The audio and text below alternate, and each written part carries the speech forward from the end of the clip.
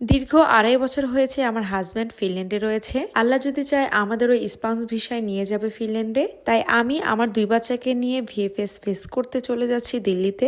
জীবনের প্রথম প্লেনে করে দেশের বাইরে যাচ্ছি, তাও আবার 2 বাচ্চাকে একা নিয়ে। সো প্লেন জার্নিটা কেমন ছিল, দিল্লিতে গিয়ে কি কি করলাম, কি কি খেলাম, সেগুলো নিয়ে থাকছে আজকের এই ভিডিওটি। আসসালামু আলাইকুম, দিস ইজ আরিফা ওপি। How are you everyone? I hope all of you are well and I am also doing great. জীবনের প্রথম দেশের বাইরে যাচ্ছি, তা আবার 2 বাচ্চাকে একা নিয়ে। তাই বাসার সবাই অনেক বেশি চিন্তা করছিল, সাথে আমার হাজব্যান্ডও অনেক চিন্তা করছিল। যাই হোক, আল্লাহর অশেষ রহমতে আমি 3 জন ভাবি পেয়ে যাই যারা নাকি ফিনল্যান্ডে যাবে স্পাউস ভিসাতে। তারাও আজকের দিনে দিল্লিতে যাবে, তাই আমরা একসাথে জয়েন হয়ে গিয়েছি যে আমরা একত্রে চলে যাব দিল্লিতে। এই ভাবিদের কথা শোনার পরে আমার বাসার সবাই, ইভেন আমার হাজব্যান্ডও অনেক বেশি খুশি হয়েছে যে আমরা অনেকটা ফ্রেন্ডলি একটা গ্রুপ তৈরি করে যাচ্ছি।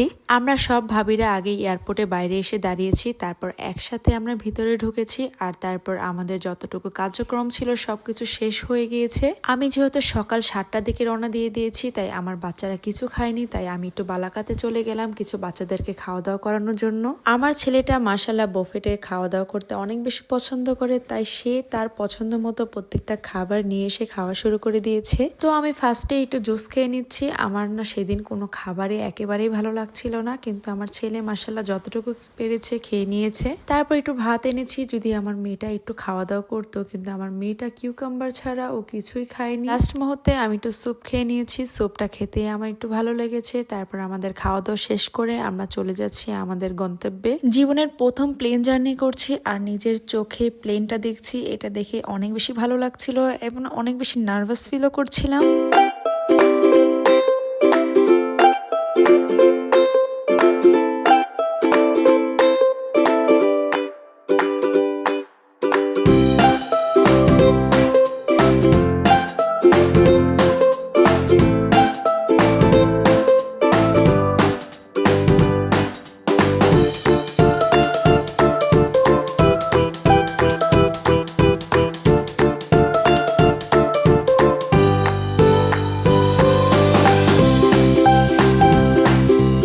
আমার ছেলেটা অনেক বেশি এক্সাইটেড, কেননা আমার ছেলেটা উইন্ডো সিটে বসেছে। প্লেন ছাড়ার কিছুক্ষণের মধ্যে আমাদের জন্য জুস নিয়ে এসেছে। সো একটা ছিল অ্যাপেল জুস আর একটা ছিল অরেঞ্জ জুস।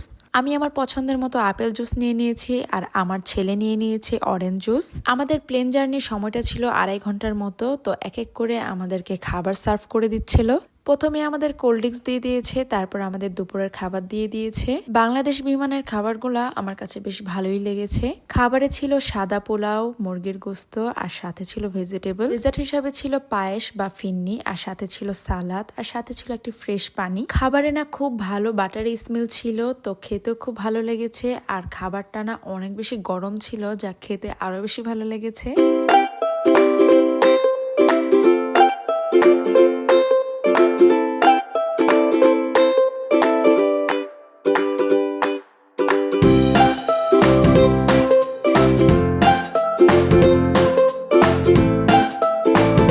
মিষ্টি আইটেম যে কোনো খাবারই তো আমার খুব বেশি ভালো লাগে, তাই আমি পায়েসটা খুব মজা করে খাচ্ছিলাম।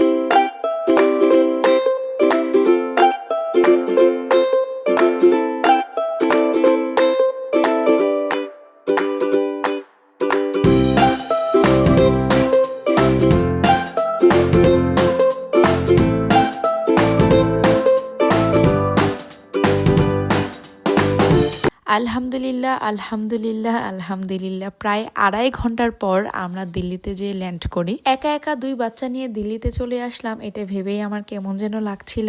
আর আপনাদের সাথে তো একজনের কথা শেয়ারই করা হয়নি, সেটা হচ্ছে এক ভাবির ভাই মাহফুজ, যে কিনা আমার ফুল জার্নিতে আমাকে অনেক বেশি হেল্প করেছে। তার নাম হলো মাহফুজ। মাহফুজ আমার 2 বাচ্চার সাথে প্রথম দিন থেকে খুব ভালো একটা বন্ডিং হয়ে গিয়েছিল।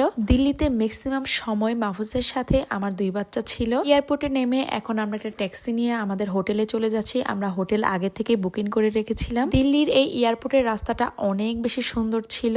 আজকের ভিডিওটি এই পর্যন্তই। নেক্সট ভিডিওতে আপনাদের দেখাবো দিল্লিতে আমি কোথায় থাকলাম, কি কি করলাম, কি কি খেলাম, সেই ভিডিওগুলো। তো আজকে এই পর্যন্তই। সবাই ভালো থাকবেন, সুস্থ থাকবেন। দেখা হবে নতুন আরেকটি ভিডিও নিয়ে। Thanks for the watching.